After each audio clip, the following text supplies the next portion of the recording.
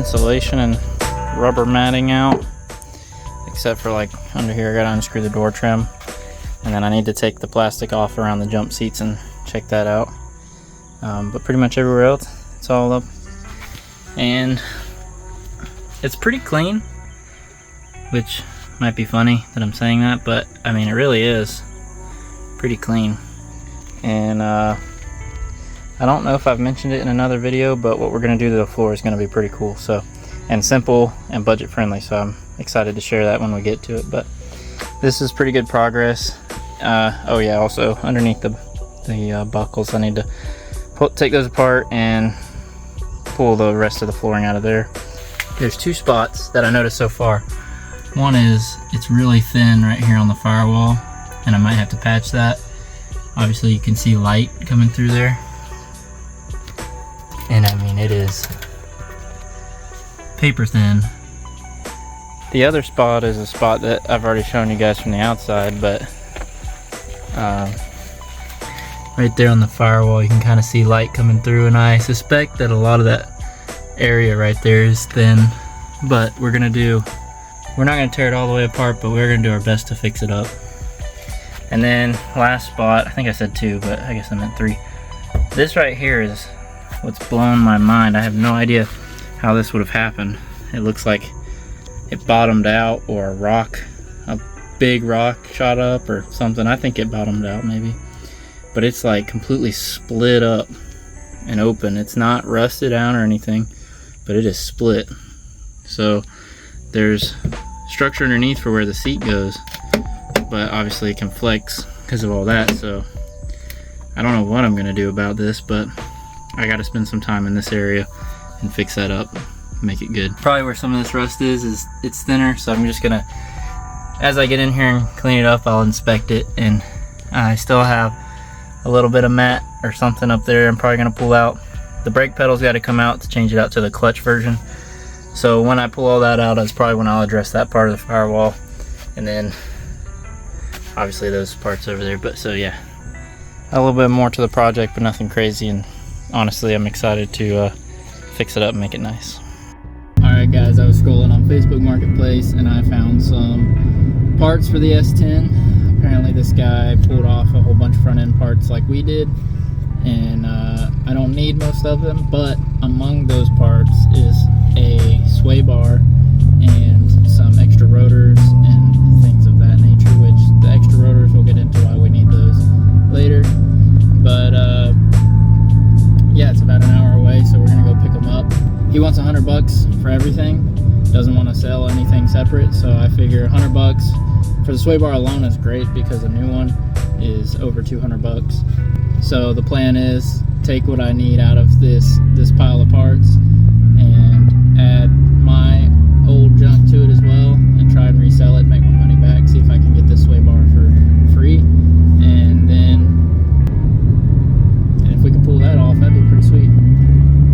Kind of looks like a pile of junk, but here's all the parts that we picked up on that haul. Most importantly, sway bar. Super excited about that. That'll be awesome. New tie rod setup. That one's brand new. Upper arms that are new. We got extra spindles with rotors, springs, lower control arms with new ball joints and everything. There's engine mounts, more steering stuff, shocks, they're blown, and then power steering pump. Also there's another set of brand new rotors that came with it, and brand new brake calipers. So I'll probably run those brand new brake calipers, because why not, and then save the rotors, or either use the ones on the truck to get milled down for the big brake upgrade in the future. But for now, I'll probably be I'm going to keep these spindles as well to use, to have as extra, because when you do the big brake you modify the spindle, so it'd be cool to have a extra set. Sway bar and those rotors is what I really wanted, and I'm going to try and pile all the rest of this stuff up with all my other parts that are laying over there in the grass, and see if I can get rid of them.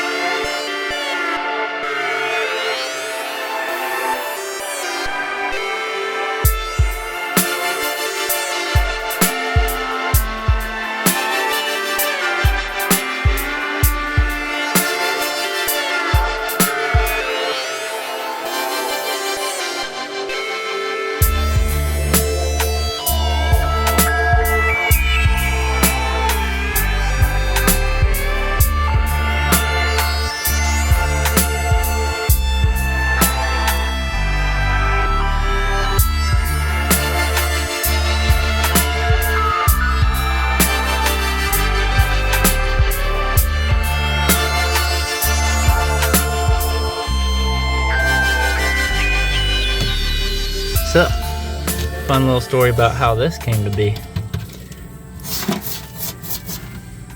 This is the worst spot in all of the floorboard of the truck. And like I've said before, this was my grandpa's truck, so I asked my dad about it. Or I told him about it. I said, the floor's rotted out right here and really bad. And he said, well, what it probably was is there was one day your grandpa was hunting with one of your cousins. Your cousin accidentally pulled the trigger while they were hunting. Shot right through the floor. And I'm guessing that's what that was. And it just started rotting out from there. And that's a cool story anyway, so we're just gonna say that's what it was.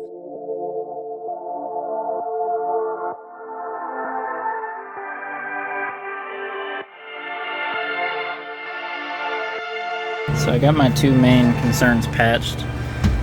This seat area and the transmission tunnel over there. There's that spot right there that definitely needs some kind of patchwork. And then on this side is my biggest concern now. Right there next to the pedal, but also right there. It's actually pretty thin.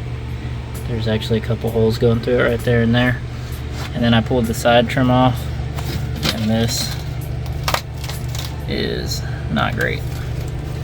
So we can continue on with getting the motor and transmission in here now that I got the trans tunnel done there, so I'm good with that. So I think I'm going to pause on any more metal work for the time being.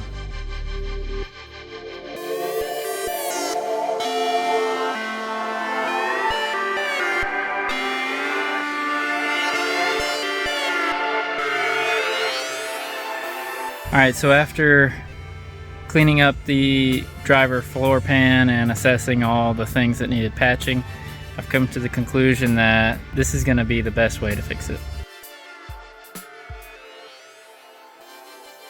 Alright guys, I'm going to end this video here.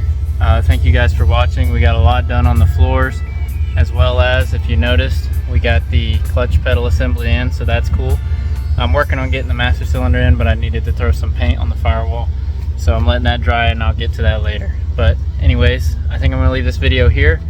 We'll work on the driver floor pan sometime at a later date. And the next video should be us putting the engine and transmission into the truck. So definitely subscribe and be on the lookout for that video. See you soon.